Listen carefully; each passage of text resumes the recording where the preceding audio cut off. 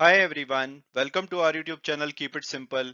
आज के वीडियो में हम बात करेंगे क्रेडिट स्विस और दूसरे यूरोपियन बैंक्स की।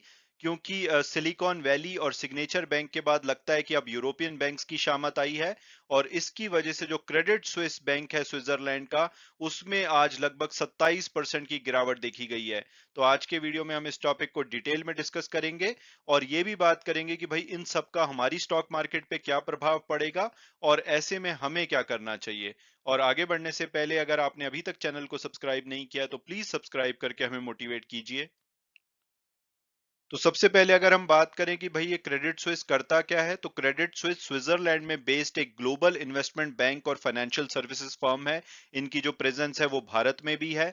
अगर आप स्विट्जरलैंड के टॉप 10 बैंक्स की लिस्ट को गूगल पे ढूंढेंगे तो आपको वहां पे क्रेडिट स्विस यूबीएस के बाद दूसरे नंबर पे दिखाई देगा। ये ग्लोबली सिस्टमैटिक इंपॉर्टेंट बैंक है स्विट्जरलैंड के लिए।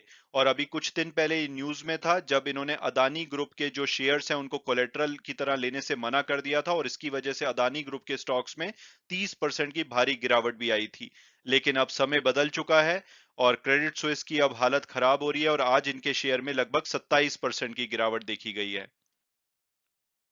और अब अगर बात की जाए लेटेस्ट डेवलपमेंट की, तो क्रेडिट स्विस की आज शामत आई हुई है और आज इनके शेयर में भारी गिरावट देखी गई और इन्होंने एक बार फिर से कल की तरह ही अपना ऑल टाइम लो टच किया है। एक बार के लिए इनका शेयर 1.57 जो स्विस फ्रैंक होते हैं वहां तक भी गिरा था, लेकिन जब मैं ये वीडियो बना रहा हूं तो ये लगभग 27% गिर करके 1.63 जो स्विस फ्रैंक है वहां पे ट्रेड कर रहा था।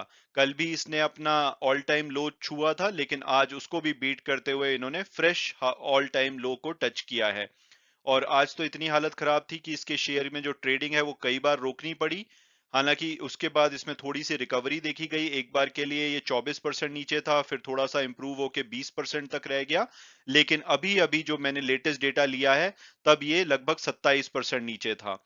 और इसकी वजह से जो दूसरे यूरोप के बैंक्स हैं, चाहे वो डॉइश बैंक हो, सोसाइटी जनरल हो, यूबीएस हो, यूनिक्रेडिट, फाइनको बैंक, मॉन्टे डी पाशी, इन सभी बैंकों के स्टॉक्स में गिरावट देखी गई है। और इसकी वजह से आप ओवरऑल अगर आप FTSE 100 यानी कि जो यूके का स्टॉक मार्केट है, स्टॉक इंडेक्स है, फ्रांस का स्टॉक इंडेक्स या जर्मनी का स्टॉक इंडेक्स, सभी में आप देख सकते हैं 3 से लगभग 3.5% की गिरावट देखी गई है। और जो डो फ्यूचर यानी कि यूएस का जो मेन इंडेक्स है डो 30, उसमें कल 1% की बढ़ोतरी देखी गई थी। नेस्डेक कंपोजिट में 2% की बढ़ोतरी देखी गई थी। लेकिन आज जो इनके फ्यूचर है, इनकी मार्केट खुलने से पहले ये 624 पॉइंट नीचे है। और इसके अलावा S&P 500 लगभग 2%, नास्डैक 100 1.5%। और इसका असर निफ्टी में भी देखा जा रहा है। SGX जो निफ्टी है वो 145 पॉइंट गिर करके 16,829 के लेवल पे ट्रेड कर रहा था। तो अगर later in the day US के जो स्टॉक्स है उसमें इंप्रूवमेंट नहीं देखी जाती तो कल और एक भयानक दिन हो सकता है। और कल वीकली क्लोजिंग भी है, तो काफी सारे ट्रेडर की मुसीबत बढ़ सकती है। इसके अलावा जो यूरोप का बैंक इंडेक्स है उसने पिछले एक वीक में यानी कि 8 मार्च के बाद से लेकर के 127 बिलियन डॉलर का लॉस देखा है। यानी कि इनका जो मार्केट कैपिटलाइजेशन है 127 बिलियन डॉलर से कम हो गया है। और ये जो रशिया ने यूक्रेन पे इन्वेजन किया था पिछले फरवरी 2022 में, उसके बाद से सबसे बड़ा बिगेस्ट जो वीकली लॉस है वो इनके बैंक इंडेक्स में देखा गया। तो हर तरफ तबाही फैली हुई है। इस टाइम पे शेयर मार्केट में आपको बहुत ज्यादा सतर्कता से काम करना चाहिए।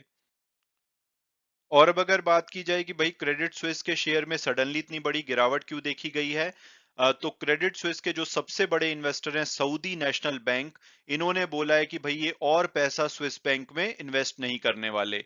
सऊदी नेशनल बैंक के बारे में शायद आप जानते होंगे, जो सऊदी किंगडम का सॉवरेन वेल्थ फंड है, उनकी इसमें 37% की ओनरशिप है।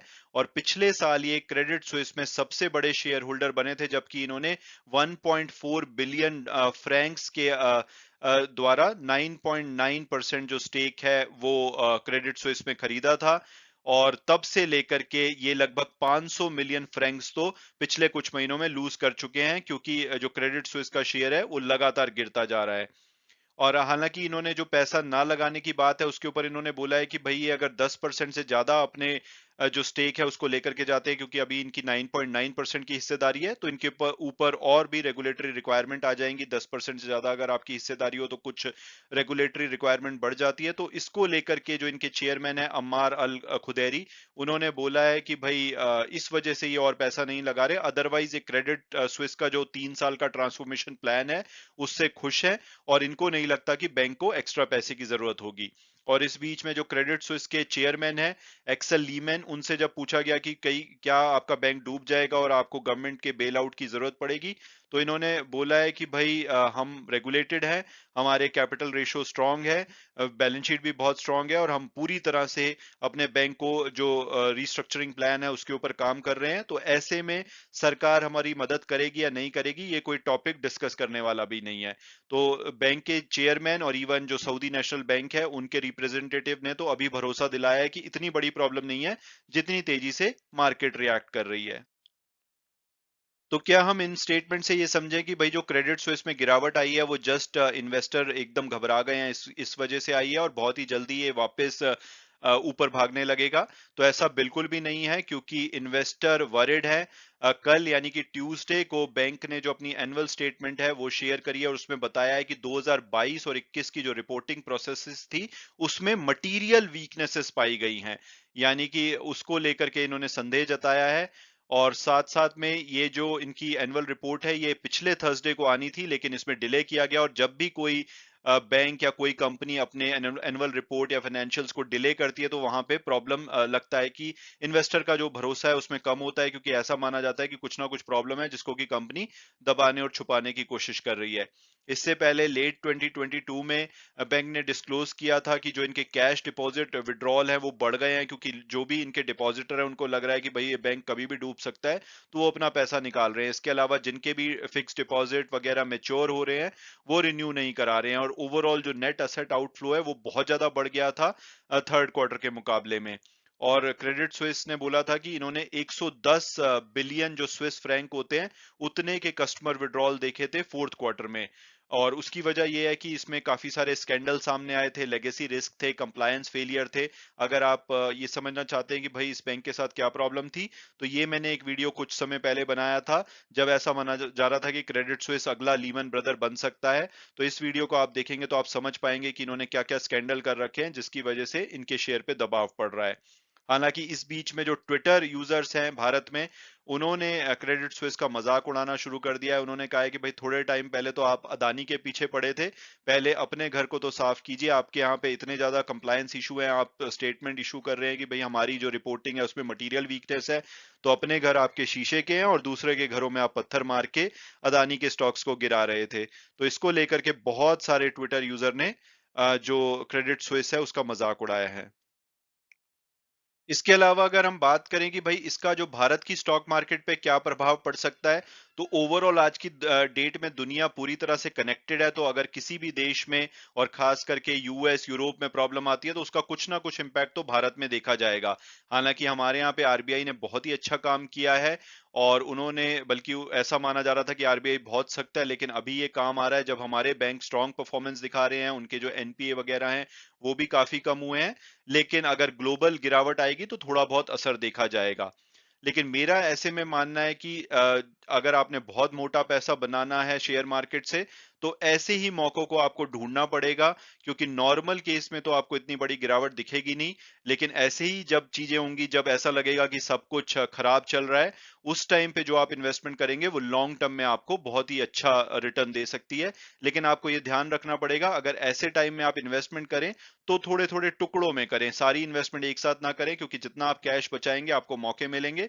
तो अगर आपके पास मान लो 1 लाख रुपए है तो 20-20 हजार करके 5 बार आप हर में भी 2-3% की गिरावट पे डालिए। वो आप सोच सकते हैं कि कितने तक आप निफ्टी 50 को जाता हुआ देख सकते हैं, उस हिसाब से आप अपनी जो इन्वेस्टमेंट है उसको डिवाइड कर दीजिए।